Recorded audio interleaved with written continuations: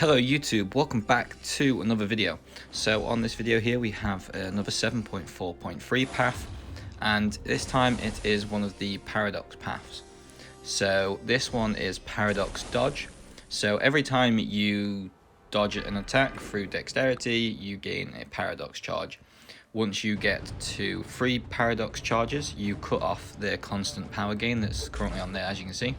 So there's 1 dex, there's 2 dex, and on the 3rd dex the power gain stops. At this point you're good to go. Now the only way to drop your paradox charges is to parry an attack.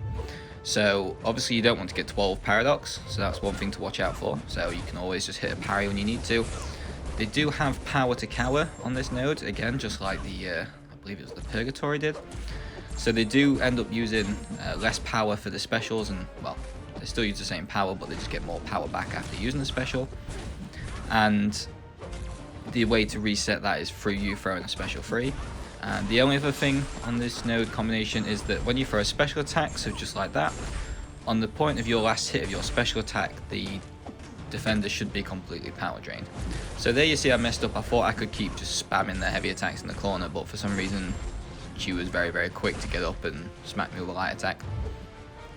I'm not a big fan of Jane Foster's special 1 for dex in it. I'm very intermittent. Sometimes it's like I'm just reacting too quick and then I just let it hit me after. It's weird. It's kind of a bit like Doctor Strange's for me or something like that. The special 1 occasionally does catch me. But apart from that, so the champions that I brought in, I'm pretty sure I do. I use every single champion at least once that's in the team. And again, that's mainly for item use, but just to make sure that there's different options covered. So this for Jane Foster, as you can see there, she was Human Torch, nice and easy. He's now got the paradox charges, and I can use him again for the final fight, which I'm going to wait for to use Sasquatch. I didn't bring Cable in for Apocalypse just because I saw this this beast right here, and that's basically an instant 4 charges as soon as this fight is finished, so that's all good. Apocalypse will be fully ramped up. So again here, it's just getting the dexterities and then going through it. I might choose to speed this fight up just because it takes a little bit of while, but I'll probably do it like 1.2 times, 1.25 times, and then we'll be able to just kind of get through it a little bit quicker. But there's nothing really too serious to worry about, and I do get caught. I can't remember where it is. I think it's probably maybe like a... There we go.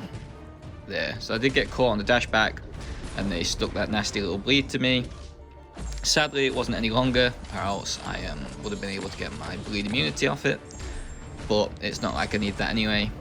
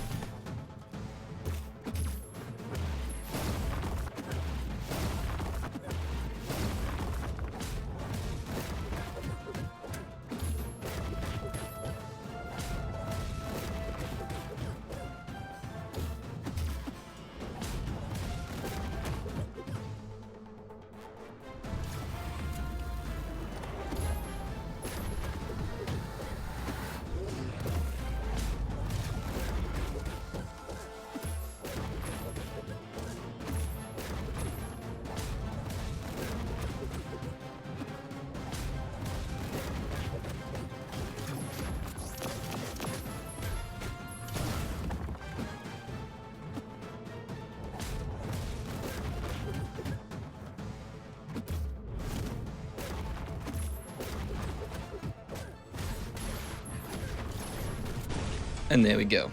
Finally, eventually, I think it's like 100 and something hits. Beast is defeated. So we're going to move on to the next part of this path now. This map layout is a bit weird. It's split into like 3 sections, so you have to teleport twice.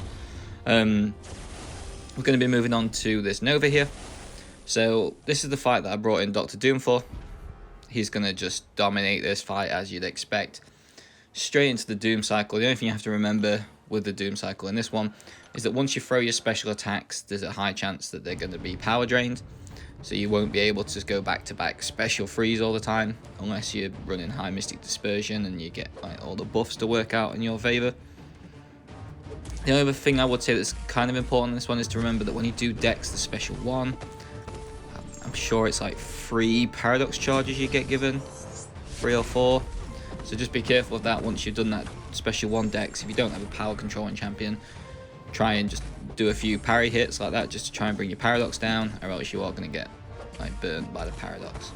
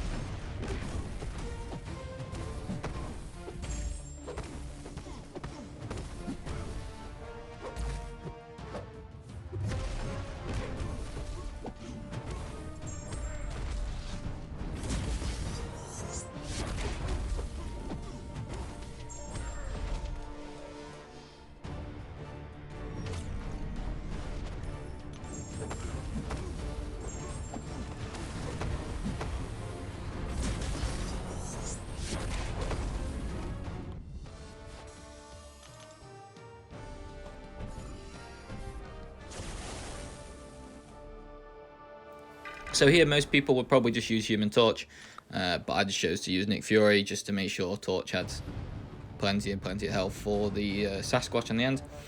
And again, just do the dexterities, get ready. Where you can, bait Longshot special 1. Again, that will give you a couple of dexterity and paradox charges whenever you do bait that special 1, so beware about that. But apart from that, it's a pretty easy fight. Just don't do what I did towards the end of the fight, which was decided to not even block the special 1, just take it to the face, because it instantly rips me into my second life.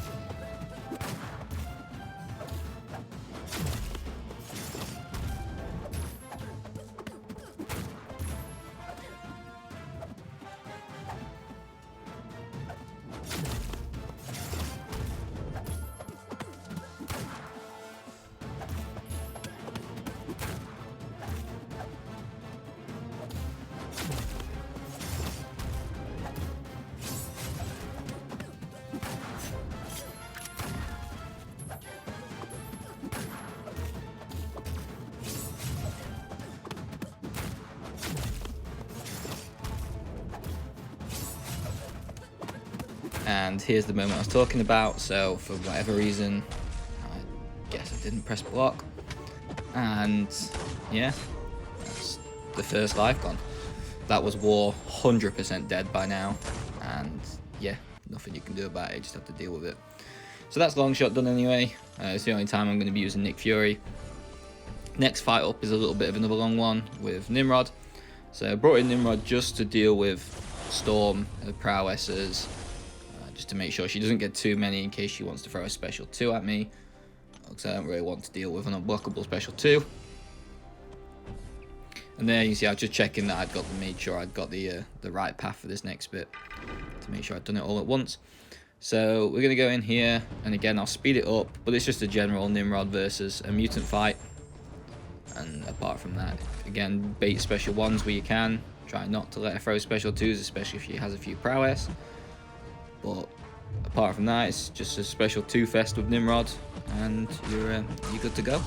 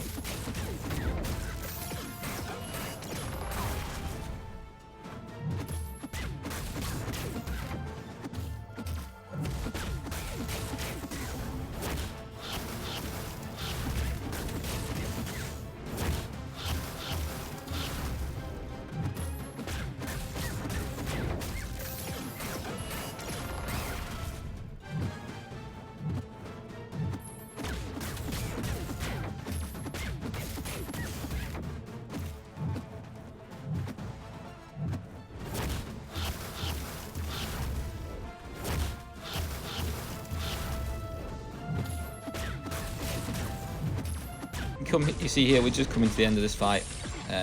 If my Nimrod was duped, it probably would already be over. This shock might have also already killed them, but it didn't. I was going to do the last few combos, hitting into, obviously you can see how much she glances, but there we go. That's the fight over. So it was 124 hits. It's nothing too serious. Like, I imagine most people towards this content now would be able to deal with having a fight that's 120 something hits. And then we put the flame on just for this Sasquatch, just to try and make this a little bit quicker, because by this point this path felt like it took forever. And yeah, it's just a general Human Torch on Sasquatch fight. The main thing to obviously recall is that the Wrath of Tanar'at can kick in from anything from 5 or 6 all the way up to 12. So keep an eye on that, because I seem to constantly get unlucky with whenever that wants to proc. It always seems to be whenever I'm like got someone in the corner and constantly like heavy in them or something like that. And that's what happens in this fight. You'll see it coming up soon. Some people get to like 12 and it still doesn't proc. I think I get to normally like 7 or 8. It goes there, I didn't notice it at the time. He instantly gets up and smacks me with a special 1, which was really unfortunate. So then now he's just going crazy at me, and I'm trying not to build my Paradox up too much. So now I can parry, bring my Paradox back down, and just start to dominate this fight and bring it back into my control again. But apart from that, that's pretty much the end of this video. It's another path done with no items used. So I really hope people are enjoying this content. I know some people leaving comments on other videos and stuff saying how much they're enjoying it. So I do appreciate that. If you want to share it with your friends if they're struggling or they just want to see how I'm doing it, please like the video if you are enjoying it, and subscribe if you want to see more. Thank you very much.